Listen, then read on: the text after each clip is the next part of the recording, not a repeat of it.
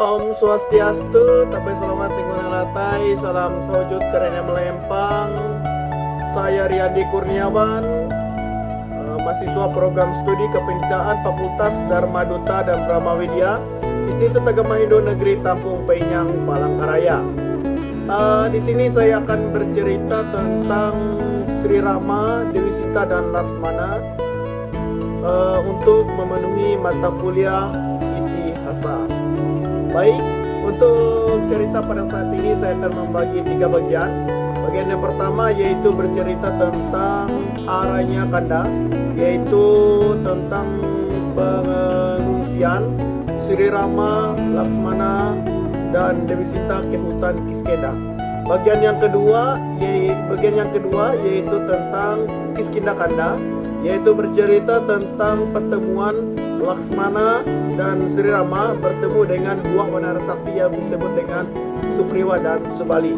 Nah, yang ketiga yaitu tentang Sundara Kanda, yaitu bercerita tentang pasukannya Sri Rama dan Laksmana itu dan wanara-wanara sakti lainnya untuk membuat jembatan untuk menuju ke Alengka.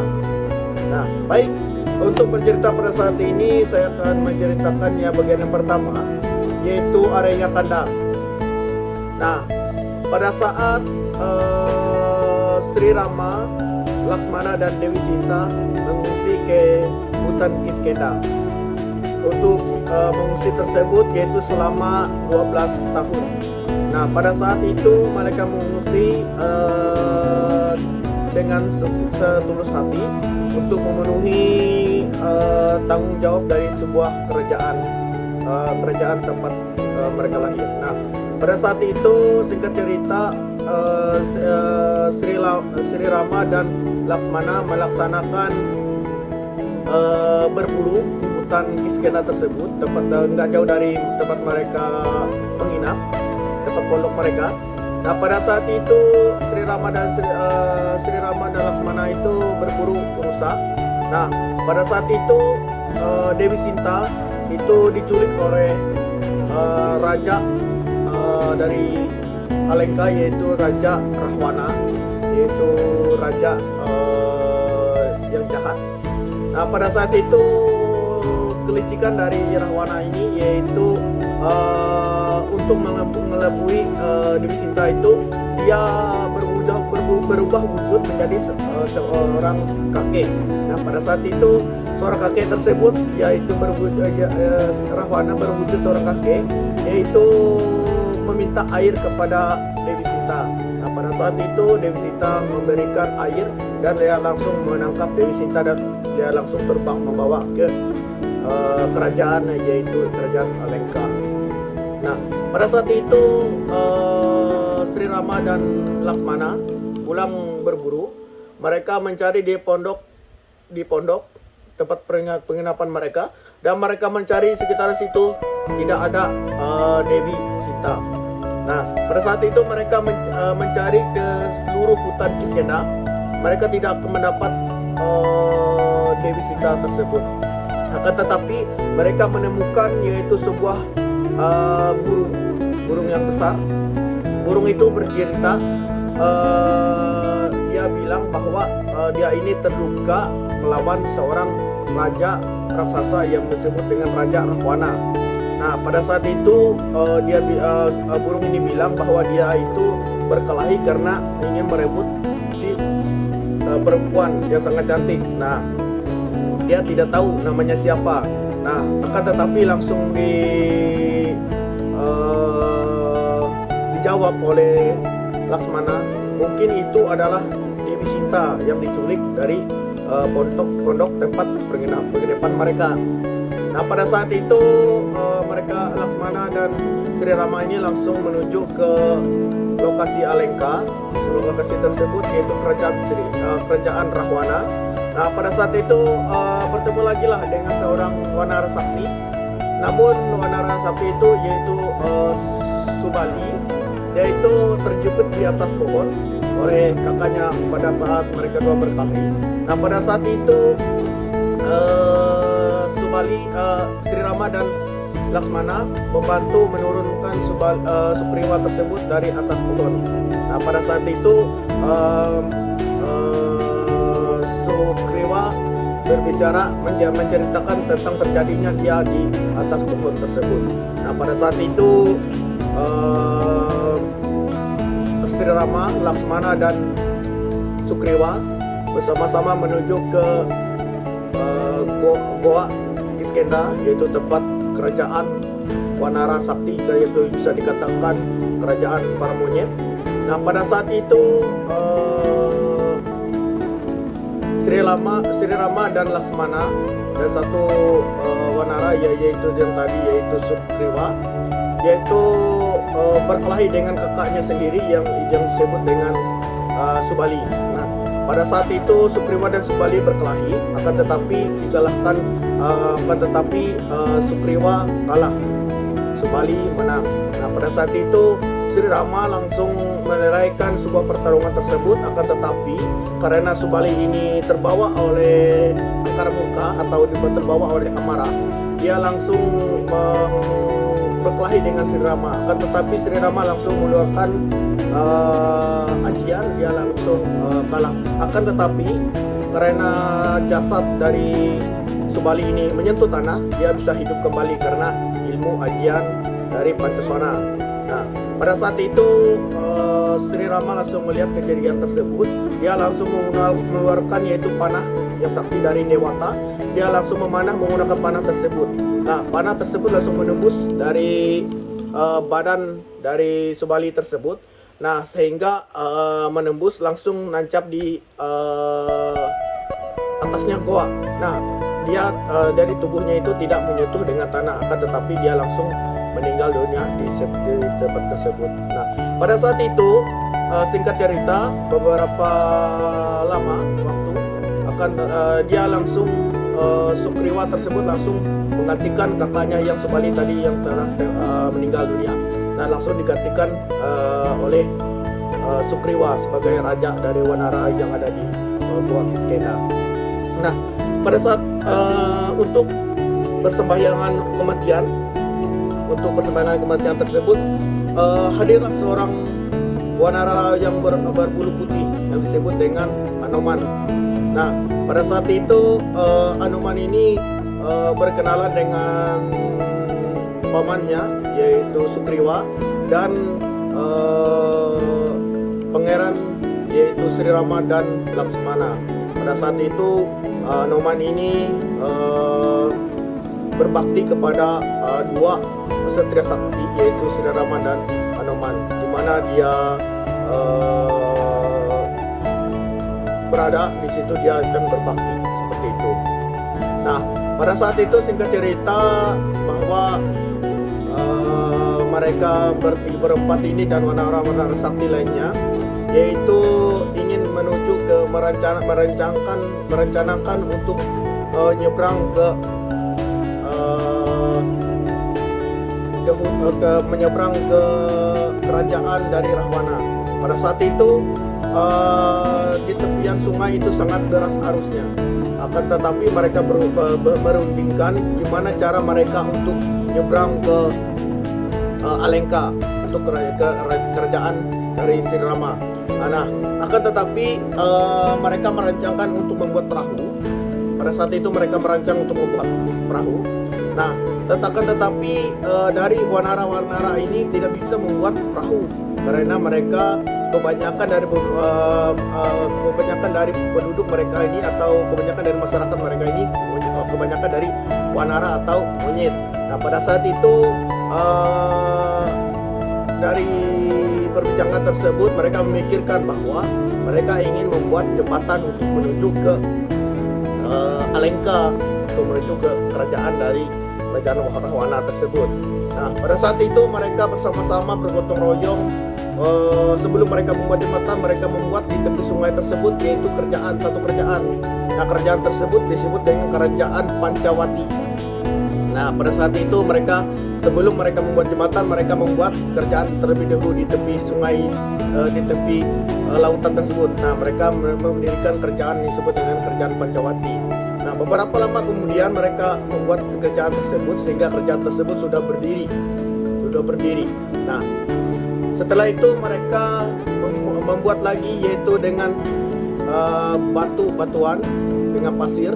Mereka membuat jembatan untuk menuju ke negeri Alengka tersebut. Nah, beberapa saat mereka membuat jembatan, mereka ini banyak halangan, rintangan yang dihadapi oleh pasukan Sirirama untuk membuat jembatan tersebut. Yang pertama yaitu ketika mereka membuat jembatan, ada siluman-siluman buaya yang dari muara tersebut untuk menghancurkan jembatan-jembatan mereka. Yang pertama dari putra dari seorang Rahwana tersebut, yaitu bersiluman buaya, itu berusaha menghancurkan dari jembatan tersebut. Nah, akan tetapi dihancurkan atau dikalahkan oleh seorang wanara sakti yang bernama Hanuman. Dia sangat sakti, titisan dari seorang dewa. Dia mengalahkan siluman buaya tersebut. Nah, pada saat itu terjadilah lagi sebuah hal yang terduga, yaitu berkat dari sebuah dewata. Pada saat itu Sirirama mengutuskan Hanuman untuk menyeberang ke negeri Alengka. Pada saat itu Sirirama menitipkan sebuah cincin untuk Dewi Sinta. Pada saat itu Sirirama langsung terbang menuju. Pada saat itu Hanuman langsung terbang menuju ke pada negeri Pancawati. Dari negeri Pancawati dia langsung menyeberang ke negeri Alengka. Tibalah di sebuah kerajaan. Nah, pada saat itu dia langsung memberikan cincin tersebut kepada Dewi Sinta. Nah, pada saat itu Dewi Sinta memasang cincin tersebut sehingga cincin tersebut masih pas di dalam jari manisnya Dewi Sinta. Nah, pada saat itu Hanuman tersebut membuat kekacauan di sebuah negeri tersebut, sehingga dia ditangkap dan dibakar hidup-hidup. Akan tetapi karena kesaktiannya, Hanuman tersebut, wanara sakti, wanara monyet tersebut tidak terbakar dengan api. Nah, pada saat itu adiknya Rahwana itu dibunuh oleh Rahwana tersendiri yang bernama adik Rahwana tersebut yang bernama Wibisana tersebut dibunuh. Nah, pada jasadnya tersebut dibawalah oleh Hanuman tadi. Dia bawa jasadnya tersebut, dia terbang lagi ke negeri Pancawati, ke lautan sebelah lagi. Pada saat di negeri Pancawati, dia memberitahukan bahwa jari manis Dewi Sinta tersebut memang pas cincinnya tersebut, sehingga dia langsung memberitahukan bahwa dia membawa jasad, yaitu adik dari Rahwana yang dibunuh oleh Rahwana tersebut. Nah, pada saat itu Rahwana menghidupkan dengan daun, adiknya Rahwana yaitu Wibisana tadi, dia menghidupkan sehingga Wibisana tersebut hidup kembali dengan dari daun-daun tersebut. Nah, pada saat itu singkat cerita bahwa Wibisana ini mengabdi untuk kerajaan Pancawati. Nah, untuk menjalankan dharma kebaikan, untuk mengalahkan kakaknya sendiri, yaitu kerajaan yang penuh dengan antara murka. Nah, pada saat itu Wibisana ini menjadi penasehat dari Sirirama. Mereka melaksanakan gotong royong untuk membangun sebuah jembatan. Nah, pada saat itu singkat cerita bahwa jembatan tersebut sudah jadi. Pada saat itu akan berkelanjutan untuk sebuah peperangan lagi antara Dharma melawan Adharma. Nah, pasukan Sirirama dan pasukan Rahwana. Nah, mungkin ceritanya sampai di sini, kurang dan lebih bisa kita simpulkan bahwa pada saat bagian pertama tadi, yaitu pengungsian Sirirama, Laksmana dan Dewi Sinta itu ke hutan Kiskenda. Bisa kita kesimpulkan dalam kehidupan kita sehari-hari bahwa hendaknya dari suami istri itu saling membantu. Nah, dari Sirirama ini, Dewi Sinta ini, meskipun Sirirama dalam keadaan susah, Meskipun dia mengungsi dalam hutan, Dewi Sinta selalu ikut dalam suka maupun duka. Nah, begitu juga Laksmana ini saudara dari Rahwana, saudara dari Dewi, saudara dari Sri Rama. Dia itu tetap mengikuti dan membantu kakaknya meskipun dia dalam keadaan susah, suka maupun duka, turun ke dalam hutan, mengungsi ke dalam hutan dalam 12 tahun, dia tetap ikut bersama kakaknya. Dia selalu rela membantu kakaknya. Seperti itu kandungan dalam bagian pertama. Kandungan dalam bagian yang kedua yaitu Wanara ini rela membantu Sri Rama untuk menjalankan memusnahkan adharma. Nah, jadi bisa kita kesimpulkan bahwa di dalam kehidupan kita sehari-hari ini kita hendaknya harus melawan godaan adharma untuk menuraikan atau menyebarkan ajaran dharma, untuk menghancurkan adharma, untuk menyebarkan ajaran dharma. Nah, seperti itu. Nah, kemudian bagian yang ketiga, bahwa di situ saya bisa menyimpulkan dari adiknya Rahwana tadi, yaitu Wibisana, meskipun beliau ini awalnya di kerajaan Rahwana dia itu memang baik, tetapi dia dihidupkan kembali ke negeri Pancawati atau kerajaan Pancawati.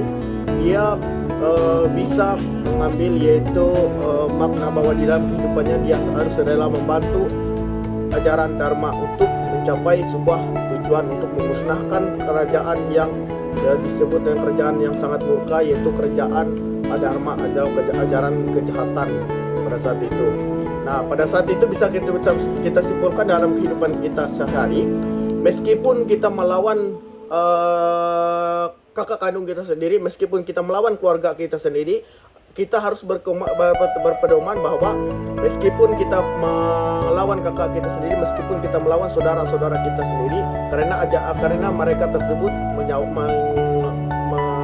ajaran adharma, kita harus menuntaskan ajaran adharma, kita harus menyebarkan ajaran dharma. Bisa kita katakan kita harus memusnahkan ajaran kejahatan, kita harus menguraikan, kita harus menjelaskan yaitu ajaran kebaikan. Mungkin seperti itu aja kesimpulan dari saya. Sekian dan terima kasih. Saya mohon maaf jika saya bercerita ini banyak kekurangan, karena maklum saya manusia biasa, tidak manusia sempurna. Sekian dan terima kasih. Saya tutup dengan Prama Santi. Om Santi Santi Santi Om Santi.